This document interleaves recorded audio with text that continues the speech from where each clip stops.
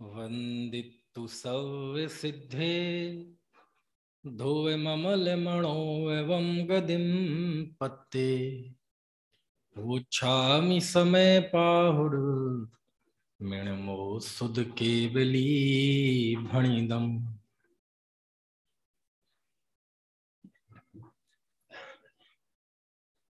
निर्जराधिकार तीसरी चर्चा आज। कल दूसरी चर्चा हुई थी। लगभग 24 घंटे बीत गए हैं और मुझे आशा ही नहीं, पूरी उम्मीद है कि आप कल का विषय भूल चुके होंगे, क्योंकि ये देश ऐसा है, यहाँ 24 घंटे में तो सरकारें बदल जाती हैं नए शपथ ग्रहण समारोह हो जाते हैं। प्रश्न है, हे आचार्य देव, आप कह रहे हैं कि सम्यक दृष्टि के ज्ञान होता है, वैराग्य होता है, उसे भोगों के प्रति आसक्ति नहीं होती। यही कारण है कि जो भोग मिथ्या दृष्टि भोगता है, यदि वह भोग सम्यक दृष्टि के दिखाई दें तो उससे उसको बंध नहीं होता, बल्कि निर्जरा होती है। ऐसा क्यों? हमें तो शास्त्रों में जो जीव दिखाई देते हैं, उनकी प्रवृत्तियां दिखाई देती हैं। हमें तो आपकी बात पे शंका होती है, क्योंकि यहां वहां निगाह हम ना भी दौड़ाएं तो हमारे सामने प्रथमान योग इतना विशाल आकाश है कि उसमें जाएंगे तो इतने विविध विविध प्रकार के सम्यक दृष्टि दिखाई देते हैं, और चारों गति में। आचार्य देव, वो नरकों में लड़ता हुआ जीव सम्यक दृष्टि है, ज्ञान वैराग्य शक्ति संपन्न है, ये कैसे हो सकता है? ये देखो, सम्यक दृष्टि की वैरायटी देखो आप, है अनेक असंख्यात सम्यक दृष्टि चतुर्थ गुण स्थान में है, लेकिन चारों गतियों में जाएं तो ऐसे ऐसे सम्यक दृष्टि आपको दिखाई देंगे। नार की तो जो सम्यक दृष्टि है वो एकांततः अविरति ही है, मार पीट रहे हैं, लेकिन वो मार पीट करते हुए, भूख प्यास के कष्ट सहते हुए, आपको क्या लगता है जैसे राजा श्रेणिक है? राजा श्रेणिक तो इस समय समझ लो रजिस्टर्ड सम्यक दृष्टि है। रजिस्टर्ड यानी जिनका शास्त्र में उल्लेख है कि वो तीर्थंकर होंगे। आप क्या सोचते हैं, हम यदि कल्पना करें नरक में जाएं, प्रथम नरक में, और कोई कह दे कि चलो ये है श्रेणिक, तो आपको क्या लगता है वो क्या कर रहे होंगे? वहां एकांत में बैठे होंगे, तत्व चर्चा कर रहे होंगे, समय सार खोल के रखा होगा, एक मंदिर बना रखा होगा, 2-4 लोग बैठ के, ऐसा कुछ होगा क्या? पता ही नहीं चलेगा। जैसे आम नार की होते हैं, ऐसी वहां सम्यक दृष्टि नार की होते हैं। जैसे आम नार की लड़ते हैं, ऐसी सम्यक दृष्टि लड़ते हैं, झगड़ते हैं। उनको आप कहें कि ये ज्ञान वैराग्य शक्ति संपन्न है, बात समझ में नहीं आती आचार्य। आप देवों में चले जाइए, देखो उसी गुण स्थान में सौधर्म इंद्र है, उसी गुण स्थान में कुबेर है, उसी गुण स्थान में है ना अहमेंद्र है, लेकिन एक सम्यक दृष्टि है, उसको इतना भक्ति का भाव है कि भगवान के गर्भ में आने के 6 महीने पहले वो गांव की साफ सफाई करने जाता है। रत्नों की बारिश होती है गर्भ में आने के पहले ही, 6 महीने पहले। इतनी भक्ति, रत्नों की बारिश करो। उसी क्लास का एक और स्टूडेंट है, उसी भूमिका का, उसी चौथे गुण स्थान का, वो है लोकांतिक देव। वो ना भगवान के गर्भ कल्याणक में आता है, न जन्म कल्याणक में आता है, सीधा दीक्षा कल्याणक में आता है। और एक वो अहमेंद्र हैं, यहां कितने ही तीर्थंकरों की दिव्य ध्वनि खिरती रहे, मोक्ष भी हो जाए, उसके सिर पे जू नहीं रेंगता। समझ में है ना? वहीं रहता है तत्व चर्चा में मस्त। आप देखो देवों में कितनी प्रवृत्तियों की भिन्नता समझ में आती है। मनुष्यों में देखो कैसे कैसे सम्यक दृष्टि लड़ रहे हैं, झगड़ रहे हैं, विवाह कर रहे हैं, चक्र रत्न चला रहे हैं अपने भाई पे, 96,000 विवाह कर रहे हैं। एक त्रेंच गति का जीव है, स्वयंभू रमण समुद्र में असंख्यात सम्यक दृष्टि जीव है, जल में रहते हैं। वहां कोई मंदिर नहीं है, कोई तीर्थ नहीं है, कोई शास्त्र नहीं है, कोई तत्वार सूत्र नहीं, कोई समय सार नहीं, कोई कुंद कुंद नहीं, कोई गुरुदेव नहीं, कोई नहीं, सम्यक दृष्टि। क्या उनका जीवन होता होगा। तो हे आचार्य देव, हमें तो बस इतना बता दीजिए कि इतनी जो विविधता, इतना जो वेरिएशन दिखता है सम्यक दृष्टि ज्ञानी जीवों में, हमें अच्छे से अच्छे सम्यक दृष्टि भी शास्त्रों में देखे हैं, शेर जैसे, समझ में आया, हाथी जैसा। शेर कैसा कि वो रात में मैं पानी नहीं पीऊंगा चाहे प्राण चले जाए, हमने ऐसे भी सम्यक दृष्टि देखे हैं। और भरत जी जैसे भी देखे, झगड़ने तैयार रामचंद्र जी जैसे भी देखे। तो आचार्य हमें तो केवल ये बता दीजिए कि इनके ज्ञान वैराग्य शक्ति कहाँ है। यदि आप हमें ज्ञान वैराग्य शक्ति दिखा दोगे तो आपका बहुत उपकार होगा। समझ में आया। तब जाके आचार्य ने इस ग्रंथ की 198वीं गाथा लिखी। और ये शुरुआत की, कुछ आप ये मत समझना कि मैं आपको पूरी गाथाएं सुनाऊंगा। शुरुआत की गाथा तो मैं इसलिए 5-7 गाथाएं बताऊंगा क्योंकि समय सार में अभी भाई साहब भी बता रहे थे, हर अधिकार की शुरुआत की 4-5 गाथाओं में पूरा विषय आ जाता है। बाद में तो आचार्य फिर उसकी घुटाई करते हैं। पुण्य पाप अधिकार में कह दिया, जो संसार में प्रवेश करा है वो पुण्य कुशील कैसे हो सकता है, बस पूरे अधिकार में फिर उसकी घुटाई है। संवर अधिकार में कह दिया, क्रोध में क्रोध है, उपयोग में उपयोग है, बात पूरी हो गई, बाकी तो घुटाई है। बंध में कह दिया, अद्वसान से बंध होता है, ज्ञानी के बंध नहीं होता, क्रिया से बंध नहीं होता, बाकी तो घुटाई है। समझ में आया। मोक्ष अधिकार में कह दिया, प्रज्ञा क्षैणी के द्वारा निज लक्षणों से स्वयं को बंध पर से भिन्न कर लो, बाकी तो घुटाई है पूरी। ऐसे यहां भी है। निर्जरा अधिकार में आचार्य इस शुरुआत की 5-7 गाथाओं में सारी बात कह देते हैं, बाद में तो फिर घुटाई करते हैं। अनेक अनेक तरीकों से वो सम्यक दृष्टि के अंतःवृत्ति की कीर्तन करते हैं, उसकी प्रशंसा करते हैं, अतिशय प्रशंसा करते हैं। वो कैसे करते हैं वो बात आएगी। तो 198वीं गाथा किस प्रश्न का जवाब बता रहा हूं मैं कि हे आचार्य देव, आप किन्हीं मुनि को सम्यक दृष्टि कहें, ज्ञान वैराग्य शक्ति संपन्न कहें, एक्सेप्टेड। आप किसी त्यागी वृत्ति को कहें, स्वीकार है। लेकिन आप भोग भोगते हुए किसी को सम्यक दृष्टि को ज्ञान वैराग्य शक्ति वाला कहें, आचार्य देव आप कह रहे हैं तो बात तो जरूर कुछ है, वो सत्य है, लेकिन समझ में नहीं आती है। तब जाके आचार्य ने 198वीं गाथा लिखी। और मेरा आपसे हाथ जोड़कर अनुरोध है, आप ये गाथा याद कर लें, याद कर ले। इसमें पूरा निर्जराधिकार आ गया। ये गाथा एक ऐसी है, आचार्य के गाथाओं की एक शैली है कि एक पंक्ति में वो सारे संसार को रिप्रेजेंट करते हैं और दूसरी पंक्ति में ज्ञानी को रिप्रेजेंट करते हैं। अब देखो गाथा पढ़े, अभी बिना ऐसे में कितनी बताते जाऊं मुझे तसल्ली नहीं होगी। आप सीधे गाथा में आओ। कौन सी गाथा है? 198 में पढ़ लेंगे आप सब मिलके। नहीं, पहले मैं पढ़वाऊंगा फिर मिलके पढ़ेंगे। हाथ जोड़ लो। उदय विवागो बीबी हो, कम्माणम वंडिदो जिणवरे हिम, रणदुते मध्य सहावा, जानंग भावो दुआह में को।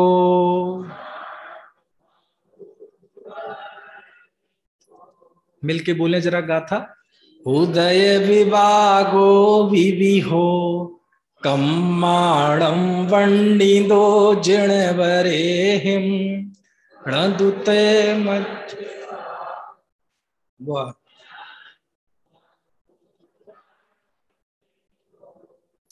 देखो जरा, देखो आचार्य के वचन शब्द ये खिड़कियां होती हैं। इन खिड़कियों के जरिए हम उसमें अंदर झांकना पड़ता है। देखो लिखते हैं आचार्य, उदय विभागो विधि हो, कम्माणम कर्म के उदय का विविध प्रकार का विपाक। क्या अर्थ हुआ? उदय विभागो विधि हो, विविध प्रकार का विपाक। किसका? कम्माणम, कर्म के उदय का विविध प्रकार का विपाक। वंडिदो जिणवरे हिम, जिनवरेंद्रों के द्वारा वर्णित किया गया है। किसने किया? करणान योग भी जिनवर कथित है। आचार्य उसे सम्मान दे रहे कि नहीं सिद्धांत को है। उदय विवागो विविहो कम्माणम पंडितो जिणवरेहिम। इस पंक्ति का अर्थ समझ में आया आपको? कर्म के उदय का विविध प्रकार का विपाक। ये विपाक क्या होता है? विपाक मतलब जब वो कर्म उदय में आता है तो उदय में फल देता है ना, तो अनुभाग शक्ति के द्वारा, तो उसी को कहते विपाक। ये देखो हम सबके पुण्य का विपाक चल रहा है ना, हम समय सार पढ़ रहे। उदय विवागो विविहो कम्माणम पंडितो जिणवरेहिम। कर्मों के उदय का विविध प्रकार का विपाक किसने कहा? जिनवरेंद्रों ने कहा है। समझ में आया? देखो पूरी दुनिया को रिप्रेजेंट कर दिया ना। अब कर्म के उदय का विविध प्रकार का विपाक यानी क्या? 8 प्रकार का कर्म होता है। ज्ञानावरण के उदय से अज्ञान रूप अवस्था, दर्शनावरण के उदय से अदर्शन रूप अवस्था, अंतराय कर्म के उदय से दान आदि में बाधा रूप अवस्था, मोहिनी कर्म के उदय से मोह रूप अवस्था। अब यहां चूंकि सम्यक दृष्टि की बात चल रही है तो 8 कर्म के उदय से वो ही अवस्थाएं ग्रहण करना जो सम्यक दृष्टि के जीवन में संभव है। समझ में आया? मोहिनी कर्म के उदय से मोह रूप अवस्था, नाम कर्म के उदय से शरीर की विविध अवस्था, नारकी के नरक नारकी शरीर, देव के देव वाला शरीर, त्रेंच के त्रेंच वाला शरीर, मनुष्य के मनुष्य शरीर, है ना, ये गोरा काला मोटा पतला, ये सब नाम कर्म जन्य अवस्थाएं। वेदनीय कर्म के उदय से इष्ट का वियोग, अनिष्ट का संयोग, नाना सुखोत्पादक दुखोत्पादक, स्वास्थ्य, बीमार हो जाना, यश हो जाना, अपयश हो जाना, ये वेदनीय कर्म जन्य अवस्थाएं। गोत्र कर्म के उदय से उच्च गोत्र नीच गोत्र की प्राप्ति होना। आचार्य कहते हैं ये दुनिया में जितना दिखाई दे रहा है ये सब कर्म के विपाक ही तो है, कर्म के उदय का ही तो परिणाम है।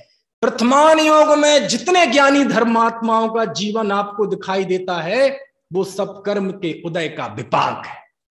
अब मैं इस पंक्ति की व्याख्या में पूरा प्रथमान योग सुना सकता हूं, सारे 24 तीर्थंकरों की, है ना, 63 शलाका पुरुष और उसमें अंतर कथाएं, उनके उदय में क्या क्या हुई, चंदनवाला और सीता, सब सुनाया जा सकता है। लेकिन आप समझ लेना, समझ गए आप? उदय विभागो विविहो कम्माणम वर्णितो जिणवरेहिम। बोलो आचार्य ने एक पंक्ति में सारी दुनिया को रिप्रेजेंट कर दिया कि नहीं? कुछ बचा? सब आ गया, कुछ नहीं बचा। आप जो जो देख सकते हैं जीवों में वैरायटी, वेरिएशन, विविधता, उनके उदय की विचित्रता, सुख की विचित्रता, दुख की विचित्रता, सफलता असफलता, चक्रवर्तित्व जैसा पुण्य अथवा कोई चंदन वाला जैसा पाप का उदय, सीता जी जैसा पाप का उदय, सारे उदय की विचित्रता को आचार्य ने एक पंक्ति में कह दिया कि नहीं? उदय विभागो विविहो। बोलो जरा, आप लोग बोलो ना, मजा आएगा।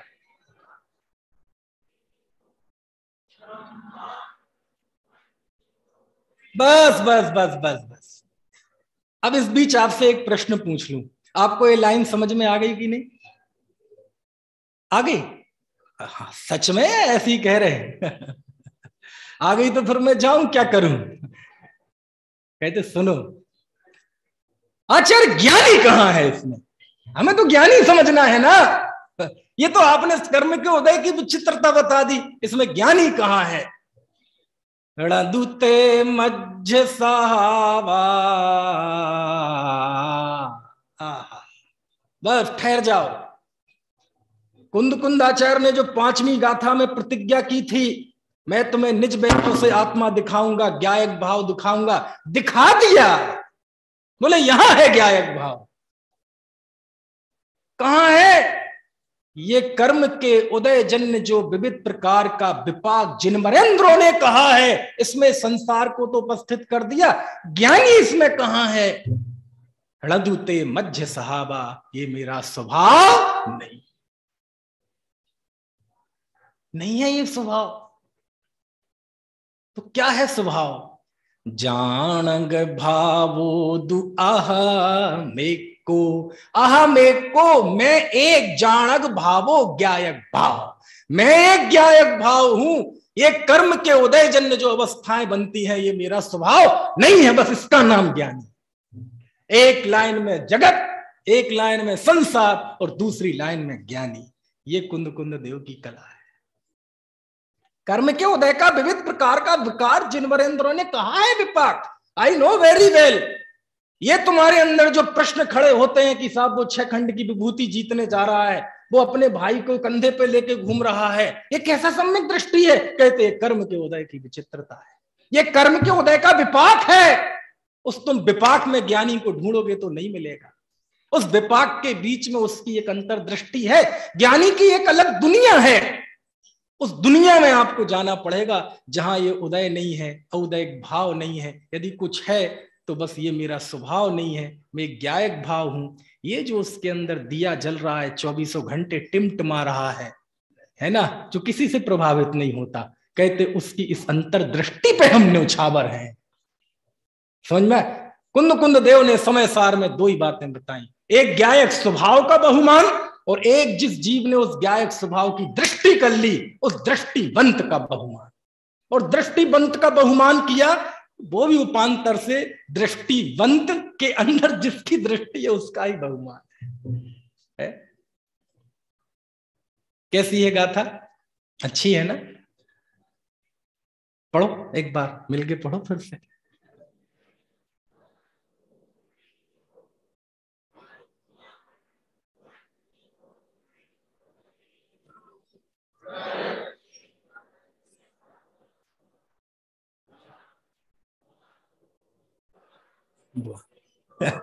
हो गया सबका समाधान? बोले नहीं आचार्य अभी नहीं हुआ। ऐसा कैसा कर्म का उदय? 6 महीने कंधे पे लेके घूम रहे, ऐसा मोह हमें तो नहीं है जी। ऐसा मोह हम तो पिताजी खत्म हुए तो चौथे दिन दुकान खोल ली थी हमने, हमें तो नहीं है ऐसा मोह। उनको क्यों है ऐसा?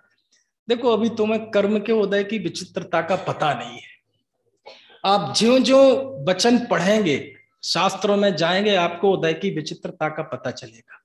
नहीं तो साहब आप बताओ ना कैसे? ठीक है हमने गाथा में समझ लिया सब कर्म के उदय है, अस्थिरता जन्य राग है, ये है वो है, वो हम समझ में लिया, लेकिन फिर भी वो अंदर में उतरती नहीं है। देखो उतरेगी, अभी उतरेगी। देखो सच्चाई ये है कि किसी जीव को सम्यक दृष्टि सम्यक क्यों कहा जाता है? उसे सम्यक दृष्टि उसकी दृष्टि की निर्मलता के कारण कहा जाता है। कुंद कुंद देव को तुम्हारी दृष्टि बदलनी है। समय सार में 2 ही तरह के जीव हैं।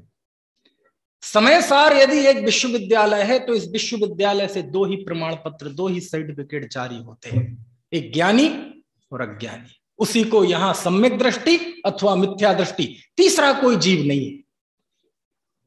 क्यों? वो जी सम्यक दृष्टि है वो धर्मात्मा है, वो मुनि है कि श्रावक है? चुप। चरणानुयोग के शास्त्रों में देखो।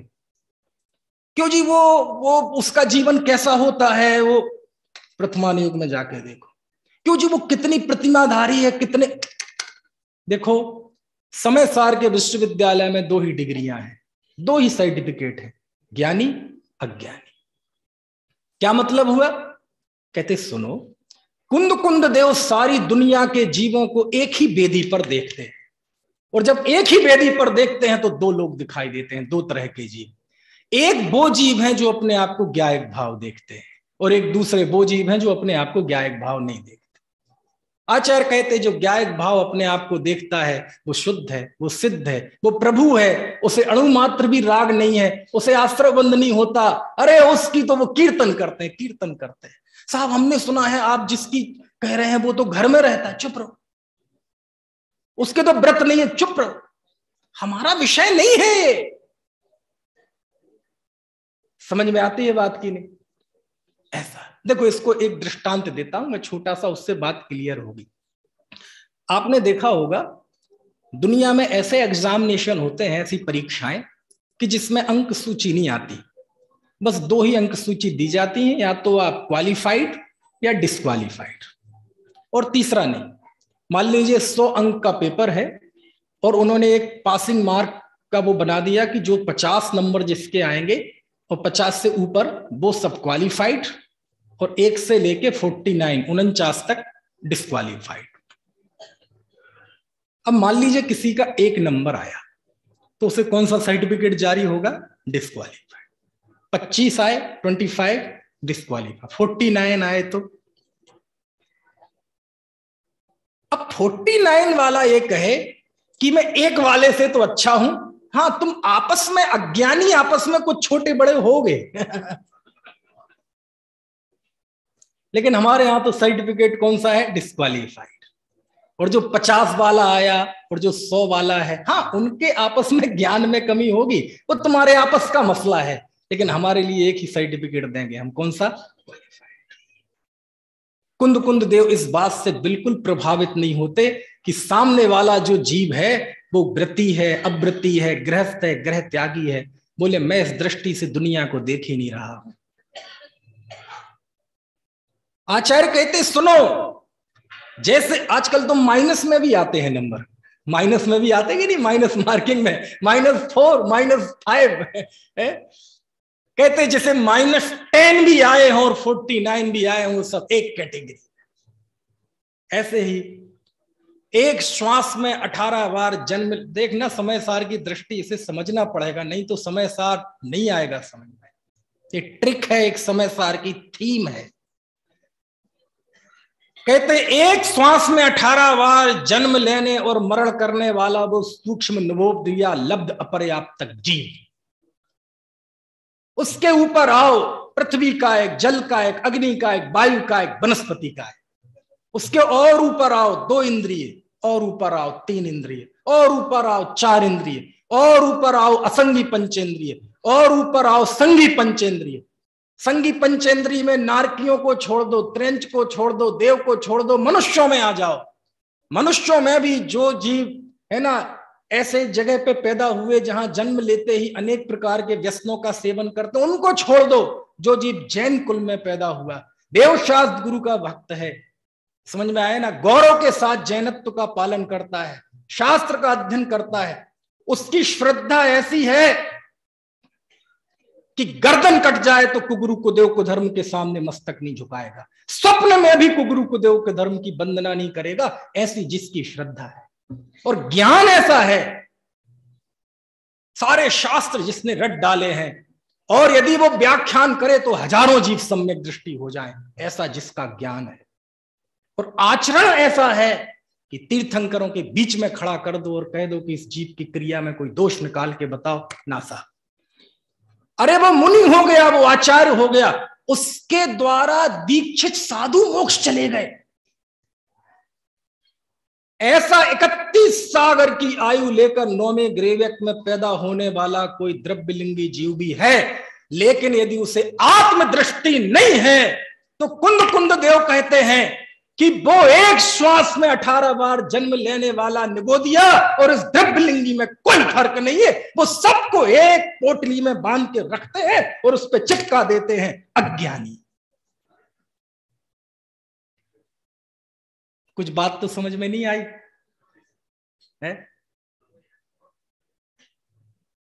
बस। और दूसरा कहते बस 2 ही जीव हैं, एक जिसने स्वयं को ज्ञायक देख लिया और दूसरे जिसने ज्ञायक नहीं देखा। जिसने ज्ञायक देख लिया वो सुखी है, खुशहाल है, आनंद में है, जिसने नहीं देखा वो दुखी है।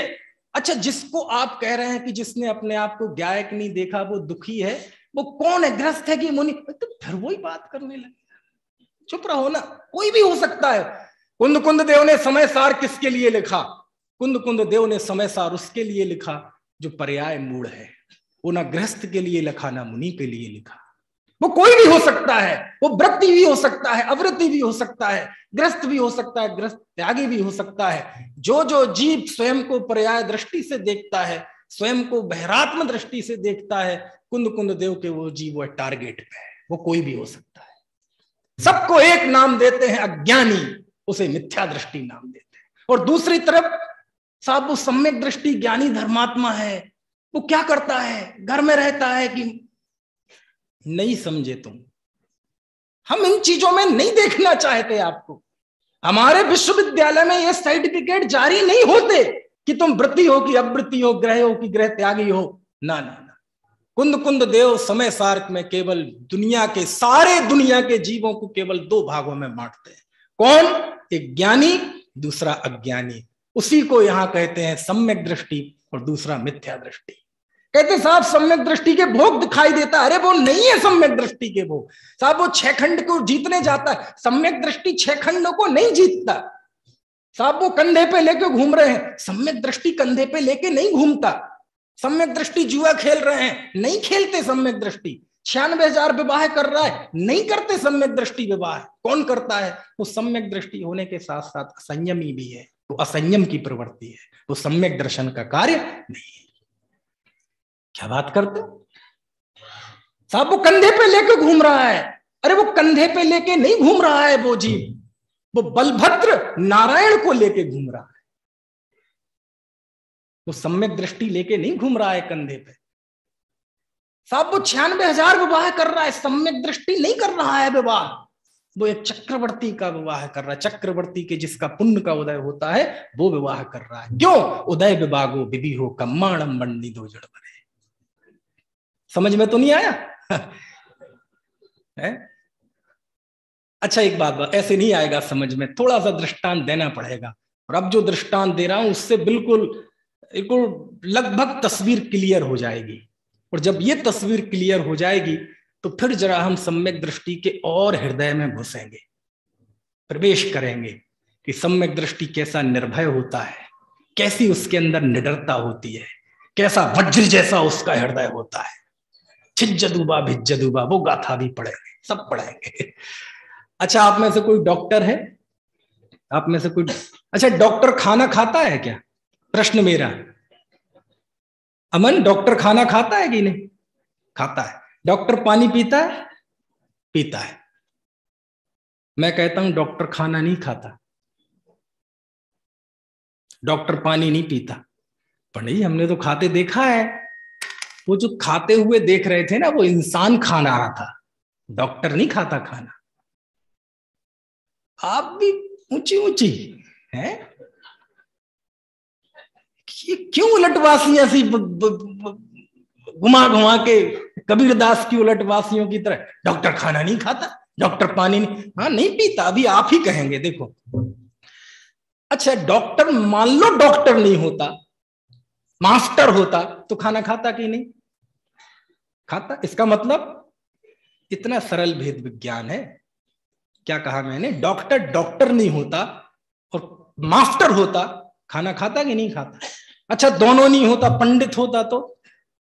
अच्छा, सब नहीं होता, वह जी मुनि होता तो?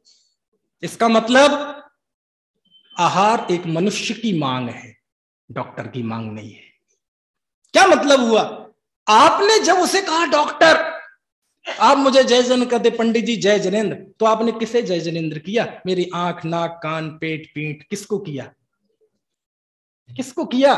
बोले आप पंडित है ना इसके, नहीं तो मेरे शरीर के कौन सा अंग पंडित है? फिर 10 लक्षण में आप बुलाओगे तो हम उसी अंग को भेज देंगे। डॉक्टर खरेखर किसका नाम है? खरेखर तो समझ गए आप, ये गुजराती शब्द है, गुरुदेव बहुत प्रयोग कर दे, खरेखर खरेखर खरेखर। डॉक्टर खरेखर किसका नाम है?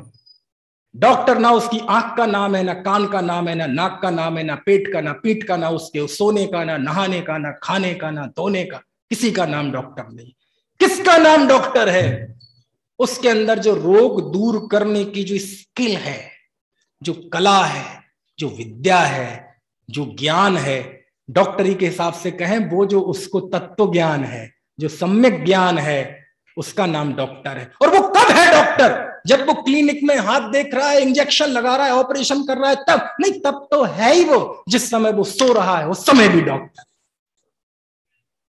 तो डॉक्टर सोता है क्या? नहीं, इंसान सोता है, डॉक्टर नहीं सोता। और ये भेद विज्ञान हमें है, लेकिन पता नहीं क्या करें, हम दुनिया के चीजों में इतने निष्णात हैं, पता नहीं धर्म के क्षेत्र में हमारी वो समझ क्यों है थोड़ी सी कमजोर पड़ जाती है। और ये विवेक हम करते हैं, कैसे करते हैं? अच्छा, एक आपको मान लीजिए अपने हृदय का ऑपरेशन कराना हो। किसका? हृदय का, हार्ट का। हम नहीं चाहते किसी के हार्ट का ऑपरेशन हो लेकिन हमारे चाहने नहीं चाहने से होता कहाँ है। जिसका होना होता है, होता ही है भाई साहब। 40-40, 18-18, 20-20 साल के बच्चों की ओपन हार्ट सर्जरी होने लगी है ना। खैर, चाहते नहीं, लेकिन उदाहरण है। मान लीजिए आपको अपने हृदय का ऑपरेशन कराना है, तो आप किससे कराएंगे? डॉक्टर से कराएंगे। किसी लोहार दर्जी से तो कराएंगे नहीं, डॉक्टर से कराएंगे। डॉक्टर में भी कौन सा? हृदय का स्पेशलिस्ट। हृदय में भी सर्जन, उससे कराएंगे। अच्छा, आपके सामने दो दुकानें हैं, दो डॉक्टर की, दोनों ही सर्जन हैं हार्ट के। पंडित जी आपको पता नहीं है, वो दुकानें नहीं होती, उन्हें, तुम शास्त्री हो ना, संस्कृत प्राकृत वाले, तुम्हें क्या पता, वो हॉस्पिटल कहलाती हैं। ओ भैया, वो सब दुकानें ही हैं चलो, अब वो दो हार्ट सर्जन हैं आपके आजू बाजू, दोनों ही दुकानें, बुरा लग रहा हो, हॉस्पिटल, अस्पताल, दोनों में से आप किसके कराएंगे? बोले अब कुछ बताता हूं मैं, देखो अभी मत निर्णय करना। एक ये अस्पताल है, ये डॉक्टर तो है मुस्लिम, और ये दूसरा है जैन। किससे कराएंगे? आईएस जैन साहब नहीं कराएंगे? नहीं कराना तो पड़ रहा है इस उदाहरण में। बोले नहीं, अभी कुछ और बताते हैं। ये जो मुस्लिम है, ये अकेला मुस्लिम नहीं है, पक्का मुस्लिम है। और ये जो जैन है, जैन नहीं है, पक्का जैन है। अच्छा, जैन भी कच्चे पक्के होते हैं। अच्छा, और बताओ आगे। ये जो मुस्लिम है, ये सप्त व्यसनों का निरतिचार पालन करता है। राजकुमार जी, सप्त व्यसनों का निरतिचार पालन करता है। और ये जीव अष्टमूल गुणों का निरतिचार पालन करता है, जैन। अब किससे कराओगे? अब आप थोड़े संजीदा हो गए ना, क्योंकि अब अष्टमूल गुण वाली बात आ गई। नहीं, अभी भी निर्णय नहीं हुआ। चलो अगला। ये जो मुस्लिम है, ये जब ऑपरेशन थिएटर में जाता है ना, 2 पैग लगा के जाता है। और ये जो जैन है, ये तो भाई साहब हॉस्पिटल भी जाता है तो उबला हुआ पानी लेके जाता है।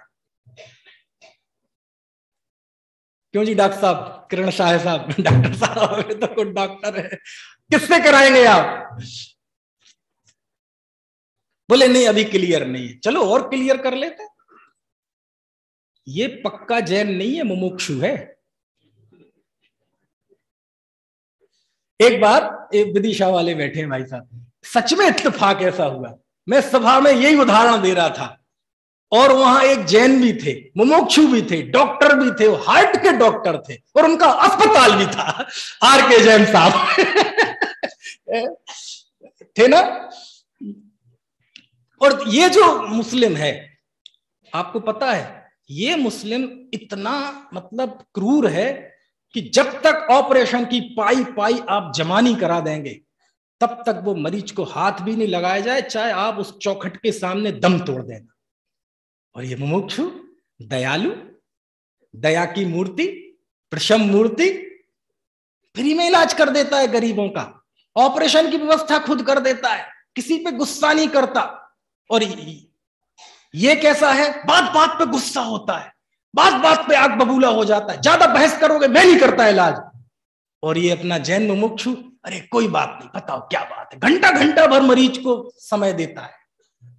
अब बताओ जी, आप किससे कराओगे? अब तो वोट डाल दो। अब अंतिम क्वालिटी बताते हैं डॉक्टर साहब। ये जो मुस्लिम है, ये इतना बढ़िया डॉक्टर है कि दूर दूर तक इसका नाम है, दूर दूर से लोग इसके यहां सर्जरी कराने आते हैं, और आज तक इसके हाथ से एक भी केस बिगड़ा नहीं है। और ये मुमुक्षु, इसके यहां मरीज के जाने की गारंटी तो है,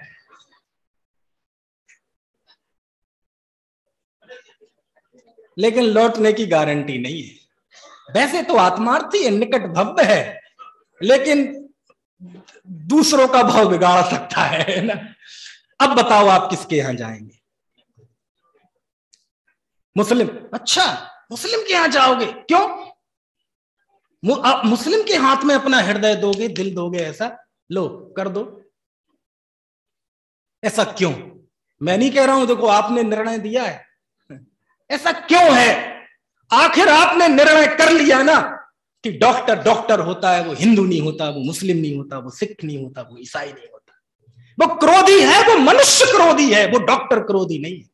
डॉक्टर किसका नाम है? उसके अंदर जो रूप को दूर करने की जो कला है, जो उसका नाम डॉक्टर है। और वो जो कला है उसमें कोई जाति नहीं, कोई वर्ण नहीं, कोई धर्म नहीं, कोई कद नहीं, कोई काठी नहीं, कोई रूप नहीं, कोई रंग नहीं। यदि वो काला कलूटा होगा तो उसके यहां नहीं जाओगे। उसकी जीवन शैली क्या है, वह निजी जीवन में क्या है, इससे आपको कोई मतलब है? उसका घर परिवार कैसा है, इससे कोई मतलब है? बोलो, ये भेद विज्ञान करना हमें दुनिया में आता है कि नहीं आता है? अरे कहते जहां वो भेद विज्ञान कर लेते हो, कुंद कुंद देव इस गाथा में यही भेद विज्ञान करा रहे हैं कि तुमने आज तक वर्तमान युग में जितने सम्यक दृष्टियों की विविधताएं दिखाई है, वो सम्यक दृष्टि की विविधता नहीं है, वो उदय की विविधता है। वो सम्यक दृष्टि की प्रकार नहीं है, वो उदय के प्रकार है। तुम उदय के प्रकार में, उदय के भाव में जब सम्यक दृष्टि की ज्ञान वैराग्य शक्ति खोजने जाओगे तो नहीं मिलेगी। जैसे तुम लोक में कहते हो। अब मैं पूछता हूं, सम्यक दृष्टि खाना खाता है? ए डॉक्टर बोले नहीं खाता। अच्छा, डॉक्टर का विवाह होता है? डॉक्टर लोभी होता है? अरे वो लोभी होगा, डॉक्टर नहीं होता। वो मास्टर भी होता तो भी लोभी होता, क्योंकि वो उसकी मनुष्यगत कमजोरी है। वो तो किसी भी पेशे में जाता वहां भी लोभी होता। वो तो त्याग आदि ज्ञान के क्षेत्र में जाता तो वहां भी लोभी होता। इसका मतलब उसका एक दो व्यक्तित्व है, एक डॉक्टरी का व्यक्तित्व, एक उसके मनुष्य का व्यक्तित्व।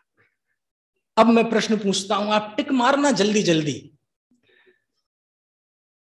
सम्यक दृष्टि के 96,000 रानियां होती हैं? बहुत जल्दी बदल गए आप तो।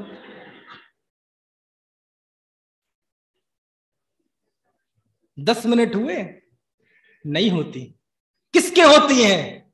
वो एक चक्रवर्ती के होती है। कंधे पे लेके कौन घूम रहा था? सम्यक दृष्टि नहीं, वो एक बलभद्र लेके घूम रहा था।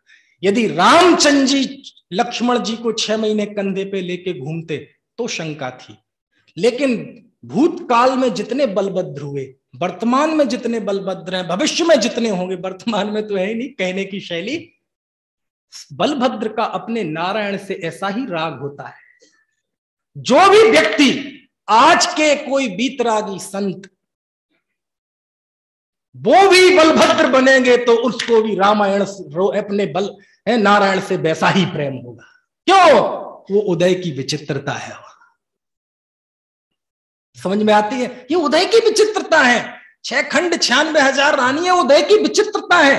आप भी चक्रवर्ती बन जाएंगे। अरे ये 63 शला का पुरुष का पुण्य किसके बनता है? सम्यक दृष्टियों के बनता है। एक बीतरागी संत भी यदि वह भविष्य में कैसे ही चक्रवर्तित्व का पुण्य बांध लें तो वह भी 96,000 रानियों के साथ विवाह करेंगे। क्यों?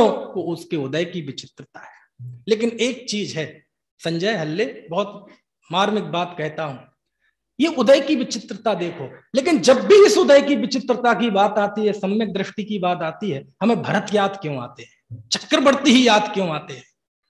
63 शला का पुरुष वाले याद क्यों आते हैं? ये जो हाई प्रोफाइल सम्यक दृष्टि है वो याद क्यों आते हैं? सम्यक दृष्टि गरीब नहीं हो सकता, सम्यक दृष्टि बेरोजगार नहीं हो सकता, सम्यक दृष्टि अपयश वाला नहीं हो सकता, सम्यक दृष्टि दर दर की ठोकरें खाने वाला नहीं हो सकता।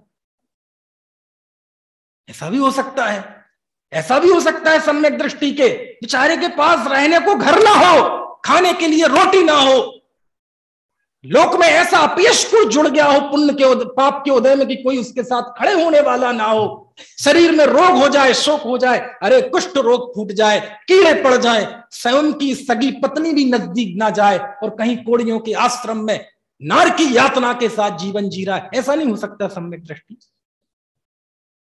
क्यों? अरे वो भी कर्म के उदय का विपाक है और ये भी कर्म के उदय का विपाक है। जब पुण्य के उदय में ऐसा होता है तो पाप के उदय में किसी सम्यक दृष्टि के साथ ऐसा भी हो जाता है। और हुआ था कि नहीं, अब वो सम्यक दृष्टि थे कि नहीं वो तो अलग विषय है, लेकिन उदाहरण तो बनता है ना। भागचंद जी का नाम सुना है ना, कविवर भागचंद जी। अरे ऐसी स्थिति आई, ऐसी स्थिति आई, सब रोजगार कुछ नहीं, बीवी बच्चों के साथ सड़क पे आ गए। जयपुर में घूमते घूमते एक मंदिर के पास, कौन सा मंदिर है संजीव जी वो? तेरापंथी बड़ा मंदिर पहुंच गए। बच्चे को दूध चाहिए था, अब कहानी कुछ यहां वहां हो सकती है। बच्चे को दूध चाहिए था, बाजार का दूध ले नहीं सकते, तो लोटा लेके चले गए। बोले मंदिर, भाई जैनी को तो मंदिर ही जाते, वहीं कुछ व्यवस्था बनेगी। वो मंदिर में पहुंच गए और वहां स्वाध्याय चल रहा था। और ये पंडितों के दिमाग जरा होते ही हैं बेकार से, इनके सामने जिनवाणी आए और ये सुध बुध खो देते हैं। इन्हें ऐसा लगता है सारी दुनिया बेकार है, ये जिन बचन ही सच्चे। तो बस वो तो भूल गए, बीवी बच्चे दूध दाद सब भूल गए और जाके बस शास्त्र बांच रहे थे, वो बैठ गए। शास्त्र पूरा हो गया, समय पूरा हो गया प्रदीप जी। और रोज की देखो, शिविर में तो 150 लोग आ रहे जा रहे, किसी को कुछ पता नहीं, लेकिन रोज की सभा में कोई नया सा आदमी आ जाए तो ध्यान जाता है व्यक्ति का।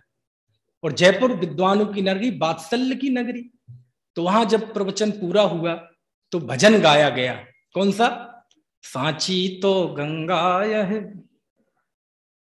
भाग चंद निहचय घट माही, वो अंतिम पंक्ति है ना, भाग चंद।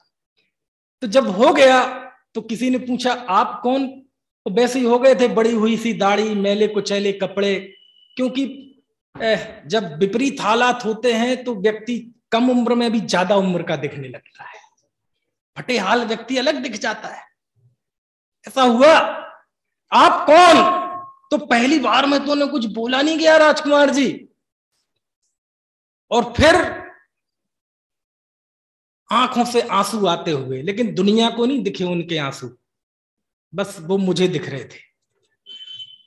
संजीव जी आपको भी दिख रहे हो हैं, रज्जन भैया आपको भी दिख रहे होंगे उनके आंसू।